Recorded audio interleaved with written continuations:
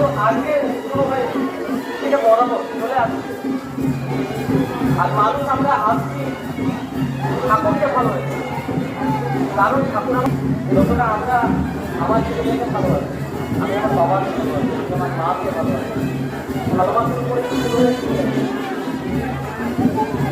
আর যদি ভালোবাসা না থাকতো একদম আমরা এখানে আসছি।